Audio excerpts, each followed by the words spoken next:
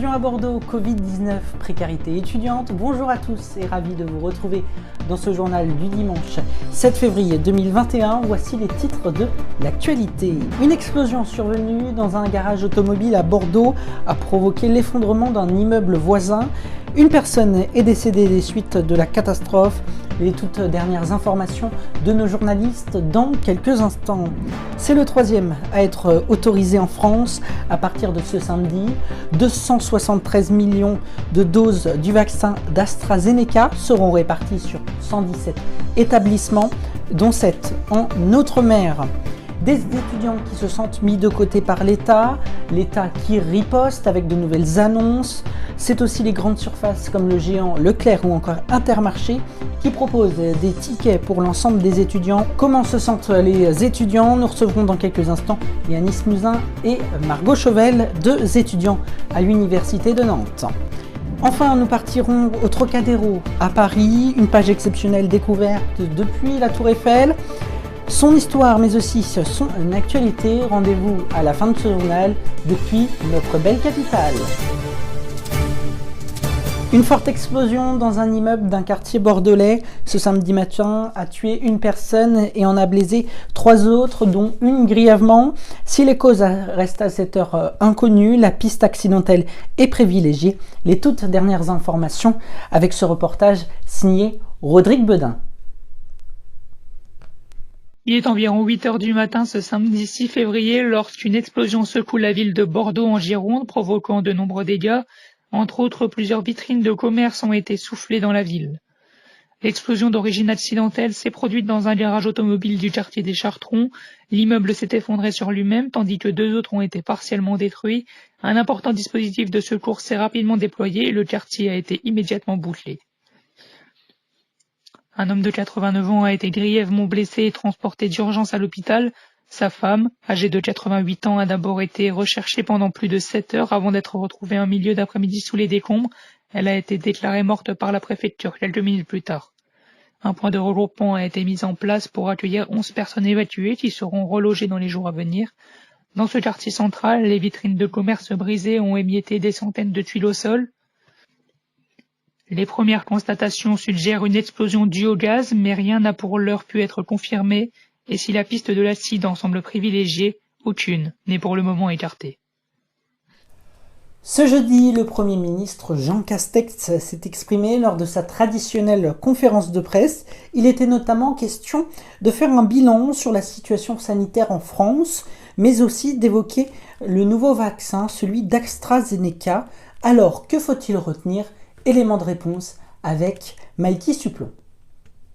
Le Premier ministre Jean Castex a tenu une conférence de presse ce jeudi 4 février. Il a annoncé un reconfinement d'au moins 3 semaines pour tous les habitants de Mayotte. En métropole, le reconfinement n'est toujours pas à l'ordre du jour. Jean Castex a rappelé la ligne de crête sur laquelle se trouve le pays. Les variants sont déjà présents sur le territoire et progressent. Les variants atteignent aujourd'hui 14%. La campagne d'injection du vaccin britannique AstraZeneca a commencé depuis samedi pour les professionnels de santé. De nouveaux créneaux de vaccination depuis ce vendredi, 500 000 nouveaux rendez-vous pour 2 premières injections. Fin février seront ouverts, a annoncé Jean Castex. Les vacances scolaires ont débuté pour la zone A. Jean Castex annonce qu'il n'y aura pas de restriction de déplacement, mais un appel à la prudence, demande Jean Castex aux Français. Le ministre de la Santé, Olivier Véran, annonce de son côté que les opérations de dépistage vont se multiplier, notamment dans les écoles avec des tests salivaires au retour des vacances. Le ministre de l'Intérieur, Gérald Darmanin, a annoncé le renforcement des contrôles depuis la mise en place du couvre-feu. 177 000 amendes ont été notifiées. Jean Castex juge impératif de télétravailler là où c'est possible. Plus de 2 millions d'étudiants en France et dans cette crise, beaucoup ont eu un sentiment de mise à l'écart du gouvernement. Tout de suite, retrouvons Yanis Mouzin, étudiant à l'Université de Nantes en histoire. Bonjour Yanis. Comment se passe cette période difficile? Bonjour déjà, et pour moi ça se passe plutôt bien. Je suis en distanciel depuis octobre. Du coup mes cours s'organisent par Zoom. C'est full distanciel. Et connaissez-vous, est-ce que vous savez que des aides sont mises en place par l'État, un repas à 1 € qui a été mis en place par le président Emmanuel Macron il y a environ 15 jours, et aussi des tickets qui sont mis en place par les grandes surfaces. Allez-vous en profiter? Pardon. Alors du coup j'ai la chance d'être boursier, donc les repas à 1 € je l'ai eu depuis le début d'année. Donc j'ai pu en profiter pendant le mois de septembre à mi-octobre, avant le passage en distanciel. Et j'ai eu, étant donné que je suis boursier, j'ai eu l'aide de la ministre de l'Éducation supérieure. J'ai eu une aide de 150 € en plus de ma bourse au mois de décembre. Et pour ce qui est des tickets dans les grandes surfaces, j'ai entendu ça il y a pas si longtemps que ça, j'ai entendu ça jeudi. Et je pense que je vais... après j'ai entendu que c'était pour exclusivement Intermarché, j'ai entendu. Donc après ça dépend, est-ce que dans d'autres... Il y a Fort qui a mis en place qui a mis en place aussi des tickets. D'accord, Leclerc, j'étais pas du tout au courant, donc après ça va, étant donné que je suis sur Nantes, Leclerc, je peux plus facilement y aller parce que je suis dans le nord de Nantes, donc en tram ou en bus, c'est à peu près 20 minutes. Donc une fois que je vais reprendre le présentiel et que je vais retourner dans ma chambre à Nantes, je pense que je vais en profiter, oui. Et quelle sortie de crise, selon vous? Je pense que ce serait bien de, au fur et à mesure, par rapport à la situation actuelle, de faire un retour de plus en plus en présentiel. Parce que là, on a la fac est limitée à une jauge de 20% des élèves. Et donc, les enseignants ont dû refaire les groupes. Donc, vu qu'on était déjà séparés en 2 groupes, là, ils ont dû reséparer les 2 groupes en moitié. Donc, ce que j'espère pour d'ici là, c'est qu'on puisse revenir tous en présentiel. J'espère d'ici au moins le printemps pour en présentiel à 100%, quoi. Est-ce que vous avez eu du soutien de la part de vos proches? Pour parler, j'ai eu, nous les étudiants de Nantes, on a eu la chance que notre directrice du FR, et même la directrice de l'université en général, s'intéressait à nous, on va dire, et même s'inquiétait un peu pour nous en général. Mais c'est vrai que au niveau de l'État, c'est vrai qu'on a été très mis à l'écart et qu'on a même maintenant on est très peu écouté et que c'est très difficile d'avoir un discours, on va dire, où tout le monde s'écoute et qu'on prend acte que c'est très difficile pour certains, qu'il y en a qui sont toujours dans leur chambre et qu'ils ne peuvent pas sortir. J'aimerais qu'on ait un dialogue un dialogue où on puisse tous s'entendre et qu'on puisse prendre des bonnes mesures, on va dire. Et j'ai eu la chance et j'ai la chance toujours d'avoir ma famille du coup qui me soutient, même si j'ai pas vraiment besoin de soutien parce que je suis quelqu'un de très travailleur, donc même distanciel ou pas du tout, c'est pas ce qui me bouleverse, on va dire. Merci beaucoup Yanis pour votre intervention et merci d'avoir accepté également cette interview. À présent, retrouvons Margot Chauvel. Bonjour Margot, vous êtes étudiante, vous, à la fac de psychologie, aussi à Nantes. Bonjour à vous Margot. Comment, pour vous, s'organisent les cours à distance? Du coup, moi, depuis octobre de cette année, je suis en cours en distanciel à la maison. Donc, tout se passe par Zoom, et comment s'organisent vos visioconférences? Vous êtes combien dans vos réunions Zoom? Alors, nous, on est organisé par CM et par TD. Donc, par CM, on est à peu près 180 à être présents sur les Zooms. Et par TD, on doit être à peine une trentaine en général. Et est-ce que l'université vous aide? Est-ce que vous vous sentez soutenu par vos enseignants, Alors au début, le premier semestre, j'ai un peu mal vécu parce que vu que j'avais pas validé mon premier semestre, je faisais mon premier semestre de L1 et mon premier semestre de L2 en même temps. Du coup, c'est vrai que pour moi, c'était compliqué à gérer parce que j'avais plein d'informations qui arrivaient sur mes boîtes mail, enfin, sur ma boîte mail universitaire, et j'avais aussi plein d'infos à prendre sur Madoc, notre site où on a tous nos cours en fait. Du coup, ça a été compliqué, mais je trouve qu'au deuxième semestre, ils ont su vraiment s'améliorer. Parce que du coup, après, moi, j'ai plus qu'un semestre à gérer, donc c'est plus simple pour moi aussi. Mais ils nous donnent vraiment toutes les informations. Quand on a repris le second semestre, tout a été clair. Chaque prof a fait un récapitulatif en disant voilà comment est-ce que ça allait se passer concrètement. On a nos emplois du temps qui sont assez clairs, où on sait que de telle heure à telle heure on a réunion Zoom. Si on n'a qu'une semaine sur deux, on le sait aussi. Donc je sais que là, ils commencent on voit qu'ils font des efforts et qu'ils voient que c'est compliqué pour nous. Mais il faut aussi savoir que c'est aussi compliqué pour eux. Enfin, moi, je sais que je pose le pour et le contre et que pour s'adapter, ils avaient besoin aussi de nos retours et nous, on a aussi besoin d'eux. Donc voilà. Côté plus là de l'État, mis de côté par l'État, ça a quand même mis du temps à arriver l'aide qu'Emmanuel Macron a mis en place 1 € pour les élèves non boursiers pour les repas, ou encore là les tickets que les grandes surfaces comme Intermarché et Leclerc mettent en place pour aider les étudiants. Ça arrivait tardivement, oui et non, parce que je pense que c'est un calcul qui est difficile à faire pour eux parce qu'ils ont plein de choses à gérer en ce moment. Après, voilà, c'est leur boulot aussi, mais je pense que c'est compliqué pour eux.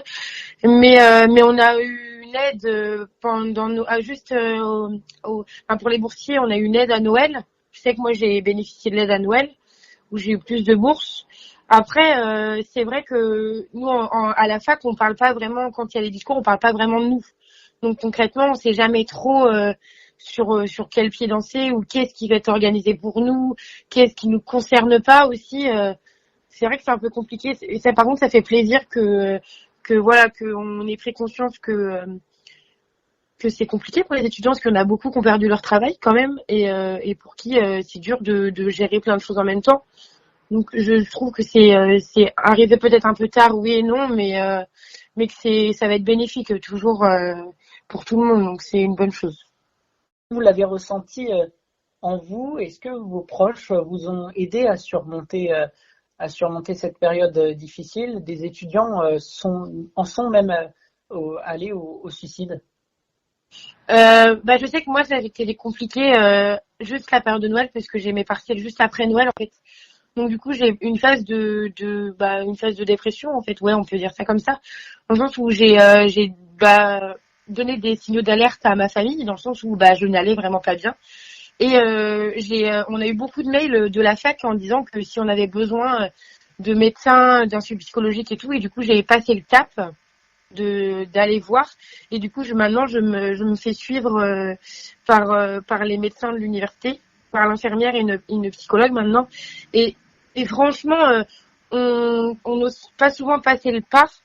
Et je sais qu'à Nantes là-dessus moi je suis tombée sur un service vraiment génial où ils comprennent vraiment nos attentes et là où on a vraiment besoin, et il faut vraiment passer le cap, mais une fois qu'il est passé, ça vaut vraiment le coup d'y aller parce qu'on est vraiment soutenus. Ils trouvent des solutions avec nous. Franchement, moi je sais que j'ai rien eu à dire là-dessus.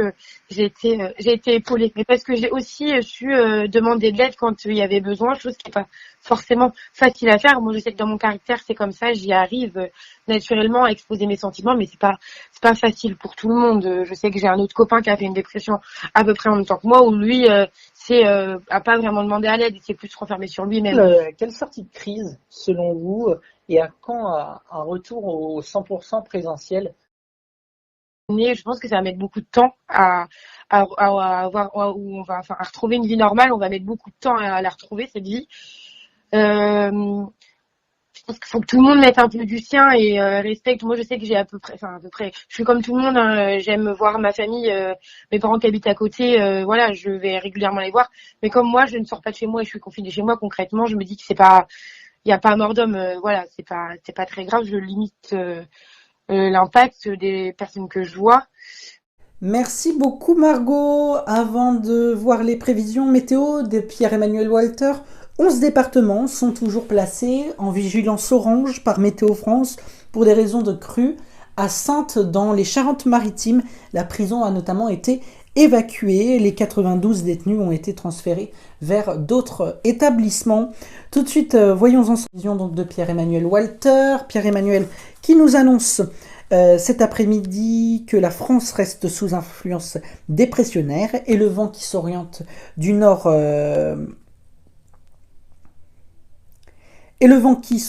au nord apporte un refroidissement à tout le territoire avec un peu de neige jusqu'en plaine. Dans le nord du pays, les régions du sud subissent un temps instable avec un peu moins d'agitation qu'hier. La Bretagne au Val-de-Loire, à la Bourgogne, à l'Alsace et à la Lorraine, le temps est menaçant avec un risque d'averse.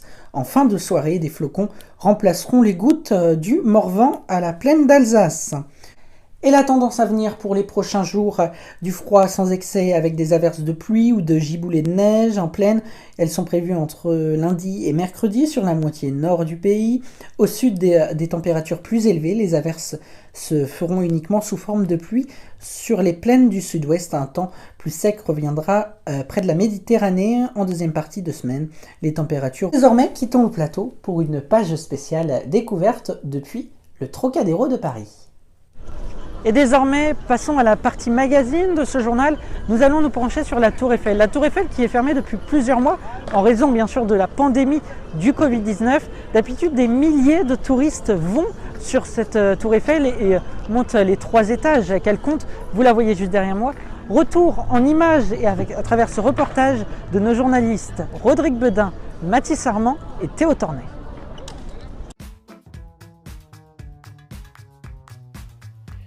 Il en est d'une qui fait la fierté de son pays. La tour Eiffel est le symbole de la France et surtout de sa capitale, Paris.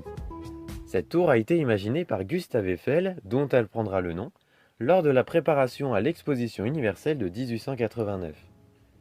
Des 127 projets proposés, elle a été choisie pour son originalité et son caractère audacieux, une tour de 300 mètres. Cette hauteur n'est pas choisie par hasard, elle correspond au palier symbolique des 1000 pieds. Un défi technique pour l'époque car elle est la tour la plus haute. De plus, elle a été construite en très peu de temps, 2 ans, 2 mois et 5 jours, en commençant le 26 juillet 1887, dont 5 mois uniquement pour les fondations. C'est donc un temps record lorsque l'on pense aux moyens rudimentaires utilisés à la fin du 19e siècle, comme des échafaudages en bois et de petites grues à vapeur fixées sur la tour elle-même. On l'oublie souvent, mais la tour Eiffel n'a pas été l'œuvre que d'un seul homme, Gustave Eiffel, mais aussi de 2 autres ingénieurs, Maurice Koechlin, Émile Nouguier et un architecte, Steven Sauvestre, sont à l'origine du projet.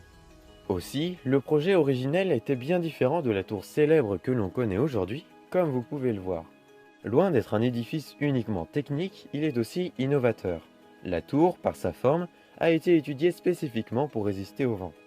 Cependant, elle n'a pas tout de suite été adorée par tout le monde et se retrouve au cœur des débats dès le début de sa construction. Des grands noms du monde des lettres et des arts la critiquent comme Verlaine, la qualifiant de squelette de beffroi.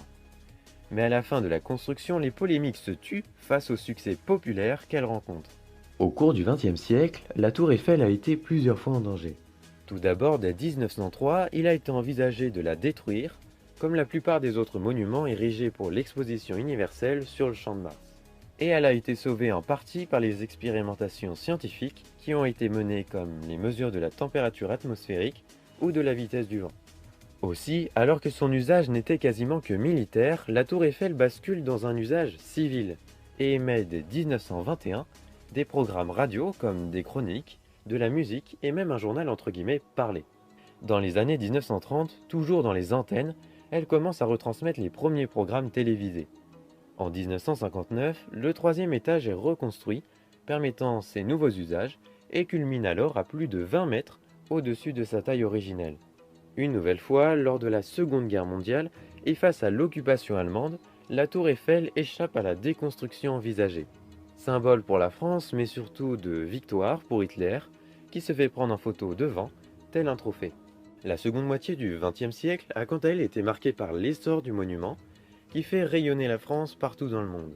Passant de 2 millions d'entrées annuelles en 1963 à 6 millions en 1998, grâce notamment au tourisme international. Enfin, 336 projecteurs illuminent l'intérieur de la structure depuis 1985, mettant en valeur son armature. Ces nouveaux aménagements ont conquis les Français et ont permis lors du passage à l'an 2000 un spectacle grandiose. Lors de l'été 2020, la pandémie de Covid-19 a largement diminué sa fréquentation de 8000 visiteurs quotidiens contre 25 000 habituellement. Et aujourd'hui, plus de 130 ans après la fin de sa construction, la Tour Eiffel est fermée à ses visiteurs, ce qui est une nouvelle étape de son histoire.